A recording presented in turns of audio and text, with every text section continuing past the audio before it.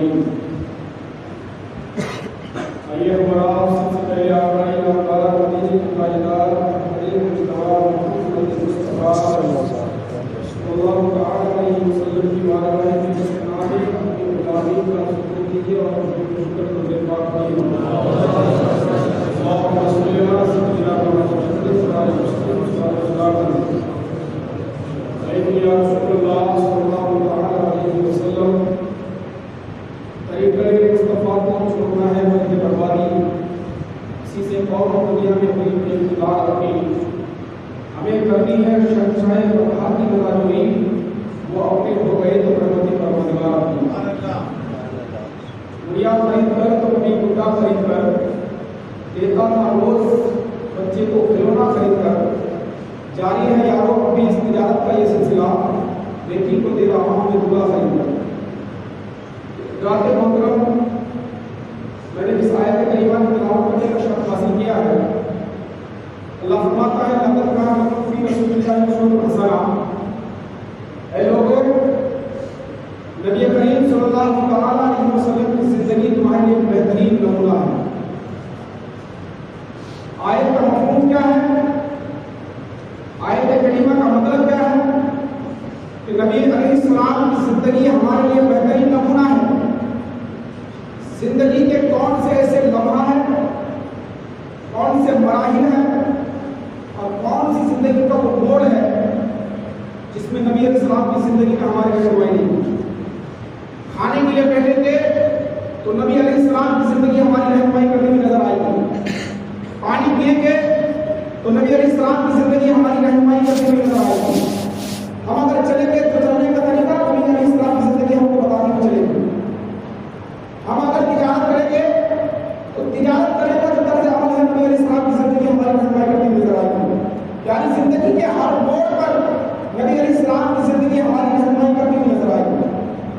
یعنی کوئی ایسا موڑ نہیں ہے جہاں نبی علیہ السلام کی زندگی ہماری رہنمائی نہ کرے۔ شادی سے لے کر ختنہ تک ہر چیز میں ہماری زندگی کا ہماری جو زندگی طرز عمل ہے نبی علیہ السلام کی زندگی ہماری رہنمائی کرتے ہوئے نظر آئے گی۔ یعنی نبی علیہ السلام کی زندگی ہمیں بتائے گی کہ تمہیں چلنا کیسے ہے، تمہیں پھرنا کیسے ہے، تمہیں کھانا کیسے کھانا ہے، تمہیں پانی کیسے پینا ہے، تمہیں شادی کیسے کرنی ہے، تمہیں نکاح کیسے کرنا ہے، تمہارے بچے کا ختنہ کیسے کرنا ہے۔ زندگی کے ہر موڑ پر نبی علیہ السلام کی زندگی ہماری رہنمائی کرتے ہوئے نظر آئے گی۔ یعنی نبی علیہ السلام کی زندگی کو اگر ہم دیکھیں گے تو ہر چیز ہمیں نبی علیہ السلام کی زندگی بتائے گی کس طرح کرنا ہے۔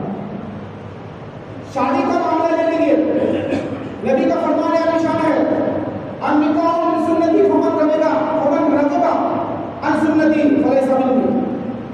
نبی فرماتے ہیں کہ نکاح کرنا میری سنت ہے، نکاح کرنا میری سنت ہے۔ فمن رغب عن سنتی، جس نے میری سنت سے اعراض کیا فلیس منی، وہ مجھ میں سے نہیں۔ نکاح کیا، شادی کیا، سنت کے مطابق نہیں کیا اور پھر اس شادی کے رسومات کو نبی علیہ السلام کی طرف منسوخ کر دیا، نبی فرماتے ہیں فلیس منی، وہ مجھ میں سے نہیں ہے۔ وہ ایسی چیز کو میری طرف منسوخ کر دے وہ مجھ میں سے نہیں ہے۔ اب النکاح من سنتی، نبی فرماتے ہیں کہ تین چیزیں ایسی ہیں جو میری بھی سنت ہے اور مجھ سے پہلے انبیاء علیہ السلام کی سنت ہے۔ ان میں سے یہ کیا ہے؟ نکاح۔ نبی فرماتے ہیں نکاح میری بھی سنت ہے اور مجھ سے پہلے جو انبیاء گزرے ہیں ان کی بھی سنت ہے۔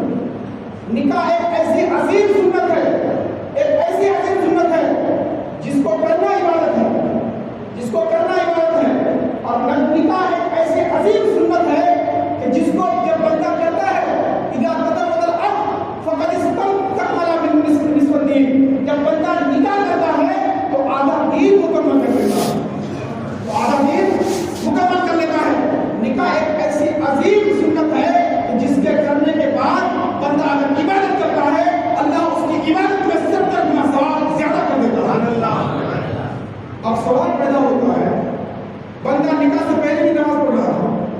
نکاح کے بعد بھی نماز پڑھ رہا ہے، نکاح سے پہلے بھی روزہ رکھ رہا تھا، نکاح کے بعد بھی روزہ رکھ رہا ہے، ظہر کی 4 رکعت نکاح سے پہلے پڑھ رہا تھا، 4 رکعت نکاح کے بعد بھی پڑھ رہا ہے، آخر ثواب میں 70 گنا کیوں بڑھا دیا گیا؟ تو رب کی طرف سے ندا آئی، رب کی طرف سے جواب آیا، بندہ اس لیے ثواب میں 70 گنا بڑھا دیا گیا کیونکہ بندہ جب پہلے نماز پڑھ رہا تھا، بندہ جب پہلے روزہ رکھ رہا تھا، بندہ جب پہلے عبادت کر رہا تھا، صرف اپنے رب کا حق ادا کر رہا تھا، اب بندہ صرف رب کا حق نہیں بلکہ رب کا بھی حق ادا کرتا ہے، رب کے بندے کا بھی حق ادا کرتا ہے، اس لیے ثواب 70 گنا بڑھا دیا گیا۔ کتنا گنا؟ بندہ جب نکاح کر لیتا ہے، ایسے بھی کہا گیا ہے کہ اذا تزوج العبد، جب بندہ نکاح کرتا ہے فقد استكمل نصف الدین، آدھا دین مکمل کر لیتا ہے، ہر گناہ سے بندہ پاک ہونے لگتا ہے۔ اس وقت نکاح سے پہلے تو جس طرف ذہن اس کا منتقل ہو رہا تھا اب اس کی طرف وہ ذہن نہیں جا رہا کہ نکاح کر چکا ہے، بیوی سامنے موجود ہے، جو بھی جائز تعلقات کرنا ہے وہ بیوی کے ساتھ کرنا ہے، گناہ سے بندہ بچ جاتا ہے۔ اس لیے نکاح کرنے کے بعد ثواب 70 گنا بڑھا دیا گیا۔ اب جو نوجوان بیٹیاں ہیں اس کا بھی آگے حال چل کر کے بیان کروں گا۔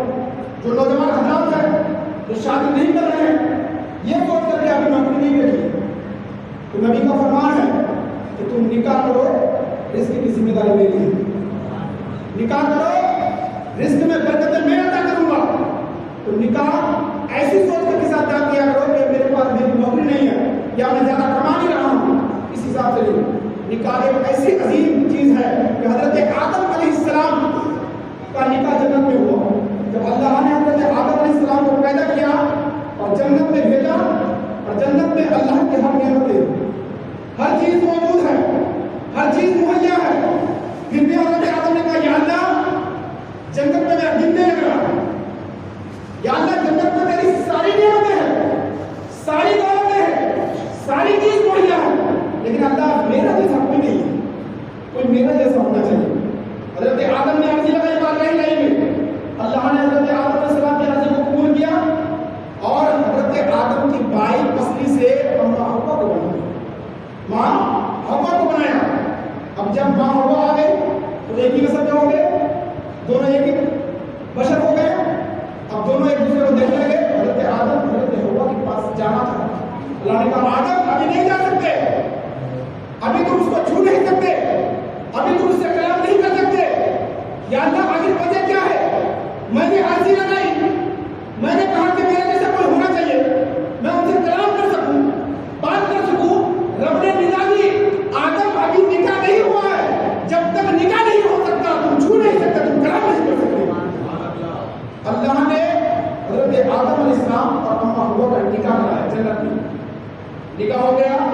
اور نکاح کے بعد کہا کہ آدم مہر کیا ادا کرو گے؟ مہر کیا ادا کرو گے؟ مہر کیا دو گے؟ حضرت آدم علیہ السلام نے کہا اللہ جنت تو تیری ہے، جنت کی ساری نعمتیں تیری ہے، میں کیا ادا کروں؟ آقا کریم صلی اللہ علیہ وسلم اللہ نے فرمایا آدم جب تم کو میں نے پیدا کیا تم نے عرش کے پائے پر دیکھا لا الہ الا اللہ محمد رسول اللہ، جب تم جنت میں داخل ہوئے تو تم نے جنت کے دروازے پر لکھا ہوا دیکھا لا الہ الا اللہ محمد رسول اللہ، جب تم جنت میں داخل ہو گئے تم نے حوروں کی پیشانی میں دیکھا لا الہ الا اللہ محمد رسول اللہ، تم نے میدان کے سینے پر دیکھا لا الہ الا اللہ محمد رسول اللہ، تم نے فرشتوں کے پروں پر دیکھا لا الہ الا اللہ محمد رسول اللہ، تم نے جنت کے درخت کے پتوں پر دیکھا لا الہ الا اللہ محمد رسول اللہ۔ یا اللہ میں نے تو اس چیز کو دیکھا ہے، میں سمجھ گیا ہوں یا اللہ یہ کوئی ایسی ذات ہے جو اللہ کا سب سے بڑا محبوب ہے، اس لیے اللہ نے اپنے نام کے ساتھ جوڑ رکھا ہے۔ اللہ آگے کیا کر رہا ہے بتائیں؟ رب نے فرمایا وہ آدم اسی جس کا نام تم نے میرے نام کے ساتھ ہر جگہ دیکھا ہے، وہی اسی میرے محبوب بندے پر 10 مرتبہ تم نے پاک پڑھ دو، کیا تمہارا اب مجھے کہہ دیا چاہیے جب آدم کا نکاح اماں ہوا کے ساتھ ہوا، تب جب نکاح ہوا تب بھی میراث بنائی گئی اور دودھ پاک ذکر مصطفیٰ ہوا۔ آج اگر ہم اپنی شادی کے تقریبات میں میلاد النبی کو عائد کر دیں گے، ہماری بارات جانے والی ہے، ہماری بارات نکلنے والی ہے، ہم بارات سے پہلے میلاد النبی سے جائیں گے۔ اور یہ حضرت آدم علیہ السلام نے نبی پر 10 مرتبہ درود پڑھ کر کے بتا دیا کہ ذکر یہ آج کا رسم میں نہیں ہے بلکہ آدم کے زمانے کا رسم ہے، آدم کے زمانے کا رسم ہے۔ اس وقت ذکر مصطفیٰ ہوا تھا نکاح آدم کے وقت۔ یہ میلاد النبی سجانا سب سے پہلے حضرت آدم علیہ السلام کی سنت ہے. انہوں نے نبی کا ذکر کیا, حضرت آدم کا نکاح ہو گیا, مہر ادا کر دیا. یہ ایک نکاح ایک ایسی عظیم سنت ہے, ایک ایسی عظیم سنت جس کو کرنا بہت ضروری ہے. اب ایک ایسی ذات کی بات کروں گا آپ کے سامنے, ایک ایسی ذات, دلہا بھی بے مثال ہے, دلہن بھی بے مثال, جس جگہ نکاح ہوا وہ جگہ بھی بے مثال, اور جس نے نکاح بنایا وہ بھی بے مثال. اب ان کی شان میں کیا بیان کروں, اس دلہے کی, اس دلہے کی فضیلت میں کیا بیان کروں, جس کے بارے میں نبی نے فرمایا من کنت مولا فہذا علی مولا, جس کا میں مولا ہوں اس کا علی بھی مولا ہے. اس دلہے کی شان میں کیا بیان کروں, جس کے بارے میں حضرت ابوبکر صدیق نے کہا, حضرت ابوبکر صدیق نے ٹکٹکی لگا کر حضرت علی کے چہرے کو دیکھا. صحابہ نے کہا ابوبکر تم حضرت علی کے چہرے کو ٹکٹکی لگا کر کیوں دیکھتے ہو؟ تو حضرت ابوبکر صدیق نے کہا کہ نبی کا فرمان ہے. نبی نے فرمایا انظر الی وجہ علی لماذا, جس نے علی کے چہرے کو دیکھا اس نے عبادت کیا. علی کے چہرے کو دیکھنا بھی عبادت ہے. اور نبی نے فرمایا ذکر علی لماذا, علی کا ذکر بھی عبادت ہے. اس دولہے کی شان میں کیا بیان کروں. جب نبی کریم صلی اللہ علیہ وسلم مدینے کی دھرتی پر صحابہ کو ایک دوسرے کا بھائی بنا رہے تھے, نبی نے ہر صحابی کو ایک دوسرے کا بھائی بنا دیا. علی کو کسی کا بھائی نہیں بنایا, نہ کسی اور کو علی کا بھائی بنایا. بار گئے رسول صلی اللہ علیہ وسلم میں حضرت علی آئے, یا رسول اللہ آپ نے ہر صحابی کو ایک دوسرے کا بھائی بنا دیا, مجھے کسی کا بھائی نہیں بنایا. یا رسول اللہ مجھے بھی کسی کا بھائی بنا دیے, آخر مجھے آپ نے کسی کا بھائی کیوں نہیں بنایا؟ جب حضرت علی نے کہا, نبی فرماتے ہیں علی ایسی بات نہیں ہے, نبی فرماتے ہیں انت اخی فی الدنیا والآخرہ, علی تو میرا دنیا میں بھی بھائی ہے آخرت میں بھی بھائی ہے. اس دولہے کی کیا شان بیان کروں میں, اس دولہے کی شان کیا بیان کروں میں. جب حضرت فاطمہ اور وہ دلہن کی شان کیا بیان کروں میں. حضرت فاطمہ تو ذرا جس کے بارے میں نبی نے فرمایا علی یہ فاطمہ میری بیٹی, میری جگر کا ٹکڑا, میری گلے میں ٹھنڈک ہے. نبی فرماتے ہیں, اور یہ اس زمانے میں نبی کا فرمان ہے جس زمانے میں عورتوں کا کوئی مقام نہیں تھا, عورتوں کا کوئی مقام نہیں تھا, بچیوں کو زندہ کر روک کیا جاتا تھا. اعلان مجمع میں کھڑے ہو کے نبی نے فرمایا کہ فاطمہ میری جگر کا ٹکڑا ہے, فاطمہ میری بیٹی جگر کا ٹکڑا ہے. اب اس دلہن کی کیا شان بیان کروں میں. کل قیامت کا دن ہوگا, انبیاء بھی موجود ہوں گے, اور رسول بھی موجود ہوں گے, رسول بھی موجود ہوں گے, صالحین بھی موجود ہوں گے, شہداء بھی موجود ہوں گے, دنیا کے ہر فرد موجود ہوں گے. حضرت آدم سے لے کر حضرت عیسیٰ تک جتنے, حضرت پوری قیامت تک جتنے فرد آئے دنیا میں ہر کوئی موجود ہوں گے. اس کے بعد ندا آئے گی, اے لوگوں, اے انبیاء, اے رسولوں, اپنی نگاہیں نیچی کر لو. یا اللہ آج نگاہیں نیچی کیوں کرے؟ رب فرمائے گا فاطمہ بنت محمد کا گزر ہونے والا ہے. اس نے اس دلہن کی شان بیان کر رہا ہوں میں. کیا شان بیان کر رہا ہوں کروں, اس کی شان کو اللہ بیان کرتا ہے, اس کی شان کو نبی بیان کرتے ہیں. میں ان کی شان کیا بیان کر سکتا ہوں دلہن کی. یہ دونوں دلہن, دلہا دلہن کی شان ہی بے مثال. اب جب حضرت فاطمہ الزہرا رضی اللہ تعالیٰ عنہ اس عمر کو پہنچی کہ اب نکاح کر دیا جائے, تو بڑے بڑے لوگوں کا پیغام آیا. حضرت ابوبکر صدیق کا پیغام گیا نکاح کے لیے, حضرت عمر فاروق کا پیغام گیا نکاح کے لیے. اللہ کے رسول نے کہا کہ ابھی اللہ کا حکم نہیں آیا, اللہ کا حکم آئے گا کبھی نکاح کریں گے. کم عمری تعاون سے پیش کیا اور ڈال دیا. اس کے بعد حضرت ابوبکر صدیق اور حضرت عمر فاروق اعظم سب نے گیا, سب کے بعد اللہ نے کہا کہ اللہ کا حکم نہیں آیا, کسی کے پاس کم عمری کا عذر پیش کیا. حضرت علی ابھی تک نہیں گئے, حضرت علی ابھی تک نہیں گئے ہیں. علی کے پاس چلتے ہیں. حضرت ابوبکر صدیق اور حضرت عمر فاروق علی کو بولے کہ تم کیا تم ابھی نہیں گئے ہو؟ انہوں نے کہا مجھے تو ڈر لگتا ہے. لیکن حضرت علی ہچکچاتے ہوئے گئے, ڈرتے ہوئے گئے, جھجکتے ہوئے گئے. اور جانے کے بعد اللہ کے رسول نے کہا علی کیا معاملہ ہے؟ یا رسول اللہ کچھ نہیں, چہرے کی زیارت کے لیے آئے ہیں. اب حضرت علی کی حیا دیکھیے, حضرت علی کی غیرت دیکھیے. یا رسول اللہ ابھی بات کرنے کی ہمت نہیں ہو رہی ہے کہ فاطمہ کا ہاتھ مانگنے آیا ہوں, لیکن ہچکچاتے ہوئے ڈرتے کہا کہ یا رسول اللہ میرا کوئی باپ نہیں ہے, میرا باپ نہیں ہے, یہ تو کام باپ کا ہوتا ہے, میری ماں نہیں ہے, یہ کام تو ماں کا ہوتا ہے. یا رسول اللہ میرے ماں باپ نہیں ہے. تو فاطمہ کا ہاتھ مانگ لیا. نبی نے علی کو گلے سے لگا لیا, نبی نے علی کو گلے سے لگا لیا اور کہا کہ علی کوئی بات نہیں ہے، تم سے پہلے جبریل آئے تھے، تم سے پہلے جبریل آئے تھے۔ حضرت علی نے کہا یا رسول اللہ حضرت جبریل کیوں آئے تھے، انہوں نے کیا کہا؟ تو اللہ کے رسول نے کہا ان اللہ امرنی ان ازوج فاطمہ من علی بن طالب، اے اللہ کا اعلان ہے، علی حضرت جبریل آ کر کے کہہ رہے تھے یا رسول اللہ اللہ نے فرش بری کا اعلان کیا ہے کہ اے محبوب میں نے فاطمہ کا نکاح علی کے ساتھ طے کر دیا ہے، تم فرش کبھی پر بھی فاطمہ کا نکاح علی کے ساتھ طے کر دو۔ پہلا رشتہ ہے جو پہلے آسمان پر طے ہوا پھر زمین پر طے ہوا، پہلے آسمان پر پھر زمین پر طے ہوا۔ اب حضرت علی صاحب رسول کی زیارت دیکھیے، بڑے ہچکچائے پڑے کہا یا رسول اللہ تیری کی زیارت کے لیے آیا، اور آج ہمارے نوجوانوں کا ہم دیکھیے نکاح نہیں ہوا ہے، منگنی ہوئی ہے، ان میں رات رات میں لگے رہتے ہیں۔ نکاح سے پہلے لڑکی کے ساتھ ہر چیز حرام ہے، چاہے آپ اس کے ساتھ کلام کرے، چاہے رات بھر بات کرے، چاہے ان کو دیکھے، چاہے ان کے ساتھ کچھ گھومے موٹر سائیکل پہ، اور کچھ ہر چیز حرام آنے کو حرام ہے۔ آج ہمارے نوجوان حضرات بات بھی سو گئی، منگنی ہو گئی، موٹر سائیکل میں بھی گھما رہے ہیں، رات رات بھر باتیں کر رہے ہیں۔ اگر بات کرنے کا اتنا ہی شوق ہے تو پہلے نکاح کر لو، نکاح کرو، رات بھر لگے رہو، نکاح کرو، گھماؤ، نکاح کرو، کچھ بھی کرو، پہلے نکاح کرو، منگنی کے بعد میں کون سی چیز کون سا رسم آ گیا ہے دنیا میں۔ نکاح سے پہلے ہر چیز حرام ہے، ایسے چیزوں میں ملوث نہ ہوئیے۔ صحابی کو دیکھیے، حضرت علی کو دیکھیے، لڑکی سے بات کرنے نہیں گئے ہیں، لڑکی کو پرپوز کرنے نہیں گئے ہیں ہماری طرح، بلکہ لڑکی کے والد سے ہچکچاتے ہوئے ڈرتے بات کرنے گئے ہیں کہ علی فاطمہ کا ہاتھ مانگنے آئے۔ آج ہمارے شادی کے رسومات دیکھ لیجیے، آپ ان کے رسومات دیکھ لیجیے، اور حضرت علی کا نکاح حضرت فاطمہ کے ساتھ طے ہوا، اب طے بات چیت فکس ہو گئی، اس کے بعد نبی فرما رہے علی مہر کے لیے کیا ہے، مہر کے لیے کیا ہے، ہمارا معمول کیا ہے، پہلے دیکھیں کہ باپ کی زمین کتنی ہے، لڑکی کے باپ کی جائیداد کتنی ہے، لڑکی کے باپ کی فیکٹری ہے کہ نہیں، ان کی دولت کتنی ہے، اور دولت فکس کرنے کے بعد طے ہوگا 1 کار 4 بوری سونا اور دیگر چیزیں، اس کے بعد ہوگی شادی، اس کے بعد فکس ہوگا۔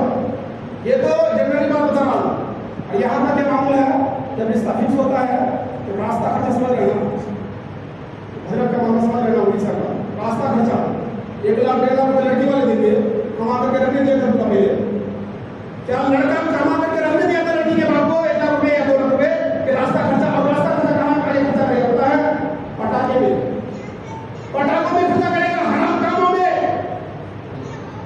ایسا دماغ جو حرام کام میں ہو رہا ہے، اور 12 کی نکلی ہے تو ہر 3 قدم پر کے پٹاخے اڑائے گا، 10 قدم گاڑی چلی اور پٹاخے اڑے گا، 20,000 کے پٹاخے پھوڑیں گے۔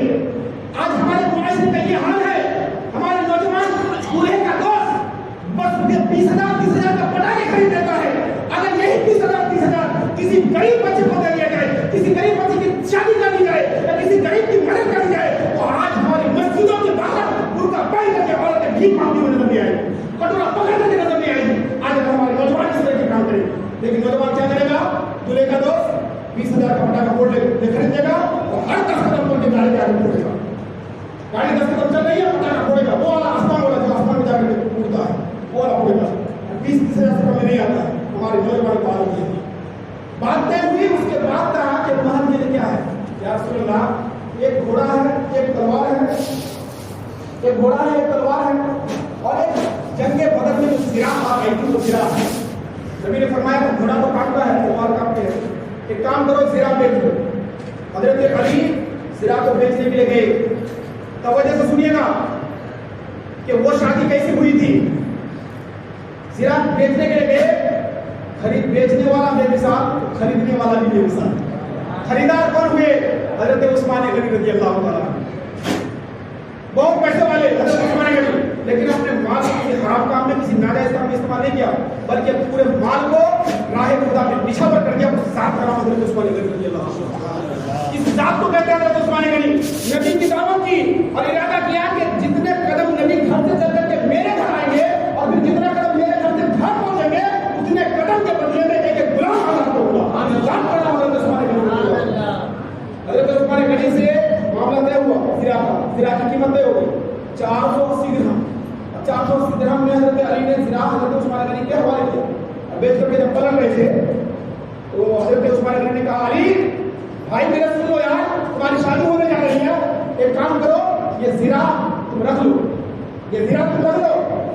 حضرت علی نے کہا یار عثمان میرے بھائی یہ تو میں نے تم کو بیچا ہے، تم نے تو اس کی قیمت ادا کی ہے. کہا جو تم نے بیچ دیا تھا وہ بیچ دیا تھا، وہ تو معاملہ ختم ہو گیا، اب جو تمہاری شادی ہو رہی ہے تمہاری شادی کا گفٹ میں زرا پیش کر رہا ہوں. سبحان اللہ. ذات کا نام حضرت عثمان غنی رضی اللہ عنہ. حضرت علی آئے نبی کی بارگاہ میں، آنے کے بعد وہ قیمت پیش کیا، حضرت عثمان غنی کے بارے میں بتایا. اللہ کے رسول نے حضرت عثمان غنی کے لیے دعا کیا. اور اس کے بعد کیا ہوا، وہ جو رقم لے کے آئے تھے ان میں سے کچھ رقم حضرت انس کی والدہ حضرت ام سلیم کو دیا کہ حضرت فاطمہ رضی اللہ تعالیٰ عنہ کی جو شادی ہوگی ان کے جو خرچے ہیں وہ آپ کی ذمہ داری. اور کچھ رقم حضرت بلال کو دیا وہ خرید کر دلا، اور کچھ رقم کے پاس رکھے اور کچھ رقم حضرت علی کو دی. اب کیا ہوا، جو مہر ادا کرنا تھا حضرت علی کے پاس علی کو دے دیا، حضور کے پاس ایک نہیں، علی کو دے دیا، حضرت ام سلیم کو دے دیا، حضرت بلال کو دے دیا، اور پھر خادم کو حکم دیا اور چیزوں کا انتظام کر دیا. حضرت انس رضی اللہ عنہ حضور کی 4 بیٹیاں تھیں، حضرت زینب، حضرت ام کلثوم، حضرت رقیہ اور حضرت فاطمہ رضی اللہ عنہ. پہلی بیٹی حضرت زینب کا نکاح ابو العاص بن ربیع کے ساتھ ہوا جو حضرت خدیجہ کبریٰ کے بھائی خالہ صاحب بھائی تھے. اور دوسری بیٹی حضرت ام کلثوم اور تیسری بیٹی حضرت رقیہ کا نکاح حضرت عثمان غنی کے ساتھ ہوا. اور چوتھی بیٹی حضرت علی کے ساتھ ہوا، حضرت فاطمہ. نکاح یہ طے ہو گیا، حضور نے حکم دیا کہ ابو بکر صدیق، عمر فاروق، عثمان غنی، ابو طلحہ، زبیر تمام اور انصار صحابہ کو بلا کر ملا. اب یہ بارات حضرت علی کے گھر سے نبی کے گھر کے لیے، اور یہ بارات کا دلہا بھی بے مثال، اور جو بارات کی ہے وہ بھی بے مثال.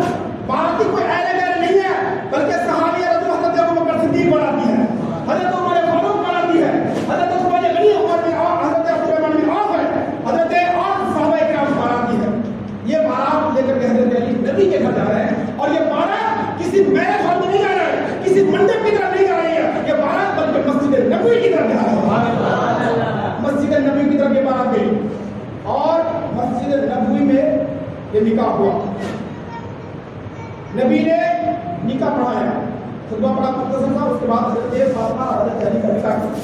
حضرت ام سلیم کو جو رقم دیا تھا، وہ جو چیزیں خریدے تھے ان میں سے ایک 2 چادریں تھیں، ایک کملی تھی، ایک مشکیزہ، ایک چکی، ایک پیالہ اور ایک تکیا، اور اوڑھنے اور بچھانے کے لیے کچھ کپڑے سامان تھے، اور ایک گھوڑا تھا.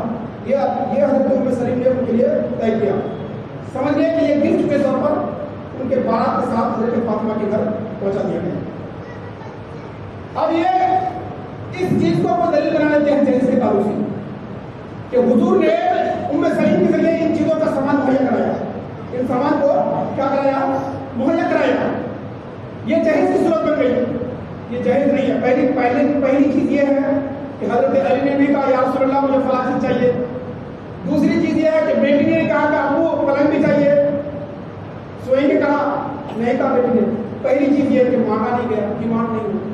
دوسری چیز کہ نبی نے ان چیزوں کا جو مہیا کرا، ان چیزوں کا جو انتظام کیا، یہ اپنی ذاتی رقم سے نہیں بلکہ حضرت علی کے زرا سے جو رقم آیا تھا اس رقم میں سے ان چیزوں کا استعمال کیا. نبی نے کوئی اپنی ذاتی طاقت کو نہیں دیا اپنے پیسے سے، بلکہ اب دیکھیے اللہ نے کائنات کی خزانے کی کنجی نبی کے ہاتھ میں دے دیا، لیکن نبی کی بیٹی جو جا رہی ہے اور کچھ جو سامان جا رہا ہے وہ بھی حضرت علی کے زرا کی قیمت سے جا رہا ہے. نبی نے اپنی طرف سے کچھ دے دیا. آج کا زمانہ کیا ہے کہ ڈیمانڈ کیا جاتا ہے اتنی ہی چیز چاہیے، ہمارے اتنے بارات جائیں گے، باراتیوں کے خاطر تبادلہ ہونا چاہیے، اور اس میں بہت سارے رسومات ایڈ کر دیا. ہلدی کا رسم سمجھ لیجیے، ہلدی کا رسم بھی ہوتا ہے، اس کے بعد جو ہے اور مہندی کا رسم. اب ہلدی میں کیا ہوتا ہے کہ لڑکے کو ہلدی لگایا جاتا ہے، اس کی بھابھی بھی آگے لگا رہی ہے، اس کی بہن بھی لگا رہی ہے، چاچی بھی لگا رہی ہے، ماں بھی لگا رہی ہے، یعنی اس میں محرم بھی ہے غیر محرم بھی، محرم بھی ہے غیر محرم بھی ہے. اب غیر محرم کے مسئلہ ہمارے ہر ایک کو مسئلہ معلوم ہے کہ غیر محرم چہرہ بھی نہیں دکھا سکتے غیر محرم. ہلدی لگانے کی بات تو دور کی بات، ہلدی کان میں لگانے کی دور کی بات، پیروں ہاتھوں میں لگانے کی دور کی بات، چہرہ بھی نہیں دکھا سکتے، بات بھی نہیں کر سکتے غیر محرم سے. اور ہمارے سماج کیا ہے کہ بھابھی بھی لگا رہی ہے، بھوجی بھی لگا رہی ہے، اور جتنے غیر محرم ہیں سب آ کر کے لگا رہے ہیں. یہ کیا ہے؟ نجائز و حرام. ان چیز کو ہٹائیے. اسلام کے شعبے سے نہیں ہے، اسلام میں یہ چیز نہیں ہے، اس چیز کو ہٹا دیجیے. مہندی لڑکا لگا نہیں سکتا، سینت لڑکی کے لیے، لڑکا کے لیے نہیں ملتا. لڑکے کے لیے مہندی صرف بالوں میں، داڑھی میں، جسم پر نہیں ہے، باڈی پر نہیں ہے، باڈی پر نہیں ہے، صرف کہاں لگا سکتا؟ بالوں میں اور داڑھیوں میں لگا سکتے ہیں. جسم پر لڑکا مہندی نہیں لگا سکتا. آج ہمارے لڑکے لگا رہے ہیں، انگلیوں میں لگا رہے ہیں، ناخنوں میں لگا رہے ہیں، سب چیز میں لگا رہے ہیں. اس چیز کو ہٹائیے. اس کے بعد آپ دیکھیے یہ شادی کے رسومات ہو رہے ہیں. اب اس شادی کو اور اس شادی کو میں کلیئر کر رہا ہوں. ہماری شادیاں کیسی ہو رہی ہیں اور حضرت علی اور فاطمہ کی شادی کیسے ہوئی تھی ابھی میں نے بتایا. اب شادی ہو رہی ہے تو ویڈیو کیمرہ بھی ہو رہا ہے، کیمرہ مین بھی آئے ہوئے ہیں، اور کیمرہ مین کو یہ پہلے اسکرپٹ لکھ دیا جاتا ہے کہ جب تک قاضی آئے گا اس سے پہلے تم کو پہنچنا ہے. جب قاضی نکاح پڑھائے گا تو وہ بھی ویڈیو کرنا ہے، لڑکی جو سائن کرے گی وہ بھی لکھنا ہے. یہ سب اسکرپٹ کر دیا جاتا ہے، یہ سب کرنا ہے تم کو. اب وہ کیمرہ مین آیا ہوا ہے، ویڈیو کر رہا ہے، چاہے شادی میں ہو چاہے خطرے میں ہو، ویڈیو کر رہا ہے. اب وہ کیمرہ مین جو غیر محرم ہے ہر ایک لڑکی سے کہہ رہا ہے کہ میڈم اوڑھنی تھوڑا ہٹائیے، آپ کا نام نظر نہیں آ رہا ہے. معاذ اللہ، استغفر اللہ، سرکار استغفر اللہ. ایک غیر محرم، کیا آپ اپنی بیٹی کی کوئی اگر غیر محرم دیکھے ہم برداشت کر سکتے ہیں؟ کوئی نہیں کہے گا کہ ہم برداشت کر سکتے ہیں. لیکن ایک کیمرہ مین جو غیر محرم ہے، جس کا کوئی اتا پتہ نہیں، جس کی کوئی ذات نہیں، جس کا کوئی دھرم نہیں ابھی تک پتا ہمیں، وہ ایک غیر محرم ہماری بیٹی کو کہہ رہا ہے میڈم اوڑھنی ہٹائیے، آپ کا چہرہ نہیں آ رہا. اور وہ ایک کیمرہ مین ہے جس کو پوری اجازت ہے چاہے جس کمرے میں جائے وہ کمرے میں داخل ہو سکتا ہے. ہماری عورتیں 10 اور 20 کی تعداد میں کمرے میں بیٹھے ہوئے ہیں، کیمرہ مین وہاں جا سکتا ہے. ایک غیر محرم ہمارے بہو بیٹی کا چہرہ دیکھ سکتا ہے، اس کے ہر طرح کے اوڑھنی کو ہٹا سکتا ہے. اور ایک ایسی اوڑھنی آ چکی ہے جس سے بال کی سیاہی نظر آ رہی ہے. آج کا فیصل ہو چکا ہے کہ اگر کہہ دے کوئی کسی نے آدمی نے کہہ دیا کہ آپ اپنی اوڑھنی کو سر میں لے لیجیے تو کیا آپ بھی ٹوکتے رہتے ہیں؟ آج شادی ہے، آج بھی نہ کرے. آج شادی ہے، آج بھی نہ کرے. پردے کی بات جب آتی ہے آج تو شادی آج کر بھی دیجیے. یہ اوڑھنی سیاہی طلب نہیں ہے. اب میں ایک پردے کی بات کر رہا ہوں، حضرت فاطمہ الزہرا رضی اللہ عنہا. لوگوں کی بات کو دور کیجیے جن کے چہرے، جن کے بالوں کی سیاہی کو کبھی چاند و سورج کی کرن نے نہیں دیکھا. یہ فاطمہ الزہرا، ان کی شان بیان کر رہا ہوں. جن کے چہرے کی تو دور کی بات، بال کی سیاہی کو بھی چاند اور سورج نے نہ دیکھا، اس کی ذات کی شان کیا ہوگی؟ اس کے بارے میں میرے کے امام نے کہا ہے کہ جن کی آنچل کو نہ دیکھا میں ہوں مہر نے، اس رضا پہ نہ ہو سنا. سبحان اللہ. اس پردے کی بات کیجیے. آج ہمارے بیٹیوں میں، ہماری بہوؤں میں، ہماری بیویوں میں اور ہمارے ماؤں میں کسی میں پردہ نہیں ہے، کسی میں پردے کا انتظام نہیں ہے، بلکہ شادی کے رسومات کے وقت بے پردہ گھومتی ہوئی نظر آتی ہے. پردے کا کوئی انتظام نہیں ہے، ہر کوئی ان کو دیکھتے ہیں. اور اتنا میک اپ کر رہی ہے، یہ میک اپ کس لیے کر رہی ہے؟ لڑکیاں عورتیں ایک غیر محرم کو دکھانے کے لیے کر رہی ہے. اب ویڈیو کے ساتھ اس شان کے ساتھ آ رہی ہے کہ کل جب ویڈیو کیسے بڑھ کر کے آئے گا تو ہر کوئی دیکھے کہ فلاں کی بیٹی آئی ہے، فلاں ڈریس پہنی ہے اور اتنا میک اپ کر کے آئی ہے، اتنی اچھی اس نیت سے آ رہی ہے. عورت جو سنگار کرتی ہے، مسئلہ سنیے، عورت جو سنگار کرتی ہے صرف اپنے ہسبینڈ کے لیے کر سکتی ہے. اگر وہ سنگار میک اپ بھی کرے تو صرف اپنے ہسبینڈ کے لیے، اپنے شوہر کے لیے کرے، دوسرے کے لیے نہیں کرے گی. باہر آج کیا ہوتا ہے، شوہر کے پاس تو وہی پرانے کپڑے اور وہی پرانا والا چہرہ جو اندر والا چہرہ ہے، اصل چہرہ، ورنہ باہر اصل چہرہ نہیں دکھاتا ہے. لڑکیاں عورتیں باہر چہرہ اپنے اصل کو نہیں دکھاتی ہے، وہ تو میک اپ دھو لیتی ہے. سب اتنا میک اپ دھو دیتی ہے کہ دلہا بھی گھبرا جائے اگر میک اپ کرا ہے. تو دولہے کے لیے تو نہیں ہوتا ہے لیکن دوسرے کے لیے ہوتا ہے، دوسرے کے لیے ہوتا ہے. تو یہ چیز دوسرے کے نہیں بلکہ اپنے شوہر کے لیے ہونی چاہیے. زینت اپنے شوہر کے لیے ہونی چاہیے. یہ رسومات ہٹائیے. اب ان سے گزارش کروں گا جن کے وہ حضرات جن کے بیٹے کنوارے ہیں، وہ اپنے کانوں کو کھولے اور سنیں اور کھول کر کے اپنے دل پر یہ وعدہ کیجیے کہ جن کا بیٹا کنوارا ہے کیا آپ اپنے بیٹے کو بیچیں گے؟ دل پہ ہاتھ رکھے، اللہ رسول کو حاضر سمجھے، کیا ہم اپنے بیٹے کو بیچیں گے؟ سب کا جواب ہوگا نہیں بیچیں گے. سب کا جواب ہوگا نہیں بیچیں گے. اب ان جوانوں سے گزارش کروں گا جس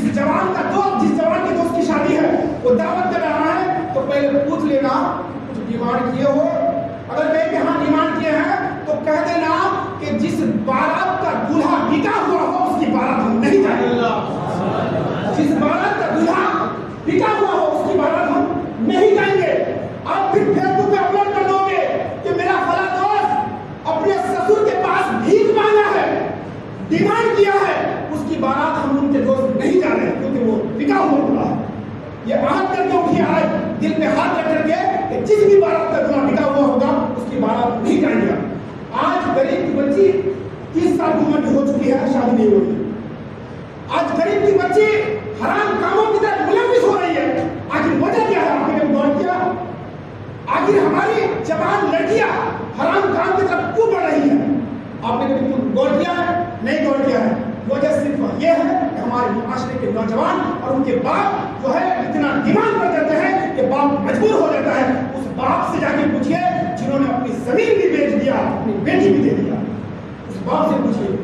آج ہم ڈیمانڈ کر دیتے ہیں کہاں چاہیے, آپ بولتے ہیں ہم نبی کے غلام ہیں, علی کا نام لیتے ہیں, علی علی کرتے رہتے ہیں, لیکن علی کے نقش قدم پر نہیں چلتے ہیں.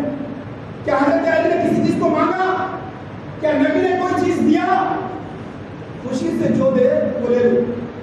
کسی باپ کو مجبور نہ کرو, کسی باپ کو مجبور نہ کرو, ورنہ ایک ایسا دن آئے گا کہ آج آپ نے دوسرے کے باپ کو مجبور کیا ہے, کل آپ مجبور ہوں گے کسی اور داماد کے سامنے, اپنے داماد کے سامنے. آپ کا داماد آپ کو مجبور کرے گا. اس چیز کو ہٹا دیجیے, جہیز کی لعنت کو دور کیجیے, جہیز کی لعنت سے توبہ کر لیجیے. اسلام میں سے نہیں ہے, اسلام کی چیز نہیں ہے. اچھا پہلے ایک بات یہ بھی ہے کہ ہم جو اپنے سسر سے مانگتے ہیں, جو ڈیمانڈ کرتے ہیں, بنا مانگے تو جو دے دیا چلیے خوشی سے وہ گفٹ ہو گیا, وہ گفٹ کی شکل اختیار کرے گا کہ ہاں وہ تو مانگیں گے. آپ بنا مانگے وہ اپنی حیثیت سے جو دی, جتنی آپ کی حیثیت ہو اپنی بیٹی کو دیجیے. آپ داماد بیٹی کو جو ڈیمانڈ نہیں. اب جو ڈیمانڈ کرتا ہے تو یہ جس میں بھیک ہے, یعنی اپنے سسر سے بھیک مانگنا ہے. اگر بھیک ہی مانگنا ہے تو رمضان میں زکات کیجیے. وہ دولہا جو اپنے سسر سے بھیک مانگتا ہے, اپنے ڈیمانڈ کرتا ہے, وہ رمضان میں زکات دے, فطرہ بھی دے, کیا دقت ہے؟ وہ جو بھی مانگنا چاہتا ہے آئیے کاپی چھپائیے, لکھیے کہ ہم بھیک لینا چاہیں گے. سسر سے نہیں لیں گے لیکن آپ لوگوں سے لیں گے, عوام سے لیجیے.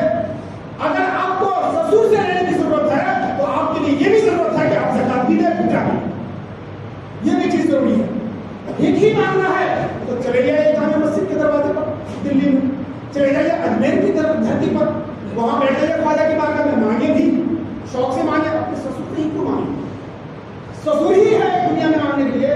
بہت ساری اللہ کی پوری مخلوقات دینے کے لیے اللہ کے اشرف المخلوقات ہے. چاہیے مانگیے, دیجیے, سسر سے نہ مانگیے. سسر جو آپ کو خوشی سے دے دے وہ لے لیجیے. اور ان رسومات کو دور کیجیے. شادی کے جو رسومات ہیں, جو غلط رسمیں ہیں, اس کو دور کیجیے. ان چیزوں کا بائیکاٹ کیجیے. اور جو نوجوان ہیں, اگر نوجوان چاہے گا تو چیز ہو جائے گا.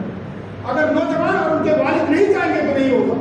ورنہ آج بھی ہماری غریب بیٹیاں گھر میں بیٹھی ہیں, 30 سال اور 35 سال کی عمر ہو جائے گی, لیکن ہماری غریب باپوں کی بیٹیاں گھر میں بیٹھی ہیں. آج ہم اگر پٹاخوں میں 10,000 20,000 خرچہ کر دیتے ہیں, ڈی جے لگا لیتے ہیں, اگر ہم خطرہ بھی کرتے ہیں اس میں بھی ڈی جے کر لیتے ہیں. اگر آپ غیرت دیکھیے, صحابہ کی غیرت دیکھیے اور ہماری بے غیرتی دیکھیے. ہماری بے غیرتی دیکھیے کہ شادی کو دور کی بات, شادی میں تو ہم پٹاخے پھوڑتے ہی ہیں. اللہ کے ولیوں کے مزار کا جو اگر جلوس نکالتے ہیں اس میں بھی ہم پٹاخے پھوڑتے ہیں. کتنی بے غیرتی کی بات ہے. اتنا بے غیرت ہے وہ نوجوان جو اللہ کے ولیوں کا جلوس نکالتے ہیں اور پٹاخے پھوڑتے ہیں. شادی کی تو دور کی بات. تو چاہے شادی ہو چاہے خطرہ ہو, پٹاخے نہیں ہوں گے, ڈی جے نہیں ہوں گے. ان تمام حرام ناجائز چیزوں کو دور کیجیے اور جہیز کی لعنت سے سب کو باہر آئیے. ورنہ کل قیامت کا دن ہوگا, محشر کا دن ہوگا. رب سے پوچھے, رب آپ سے پوچھے گا کہ آپ نے کیوں مانگا تھا. نبی کو اپنا منہ کیسے دکھائیں گے, کیسا جواب دیں گے کہ آپ نے کیوں مانگا تھا, کیوں ایک غریب بچی کو مجبور کیا تھا, غریب باپ کو مجبور کیا تھا.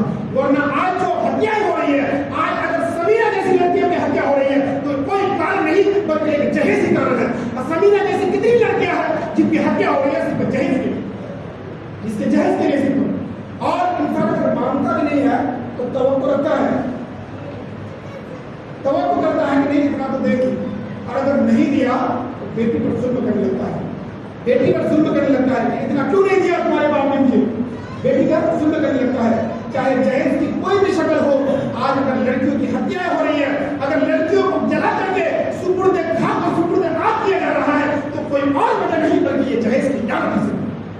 صرف اور صرف جہیز کی لعنت ہے. جہیز کی لعنت سے دور رہیے اور اس کو معاشرے سے ہٹا دیجیے بالکل. اللہ تبارک و تعالیٰ سے دعا ہے کہ اللہ تبارک و تعالیٰ ہمارے نوجوانوں کو, ہمارے معاشرے کو شریعت مطہرہ پر عمل کرنے کی توفیق و رفیق عطا فرمائے اور جہیز کی لعنت سے دور رہنے کی سب کو توفیق و رفیق عطا فرمائے. حضرات محترم, آج جو چل کر کے جمعرات کا جو دن آئے گا, جمعرات کا دن چلنے کے بعد جو رات آئے گی وہ شب برات کی رات ہوگی, عبادت کی رات. اور ہمارے بزرگان دین نے رات بھر گزار کر کے شب برات کی رات میں عبادتیں کی ہے. بزرگان دین سے بھی ثابت ہے یہ رات عبادت کی رات ہے اور اس میں ثواب بڑھا دیا جاتا ہے. روزہ بھی ہے شب برات کی 15ویں تاریخ کو. اللہ کے رسول نے کہا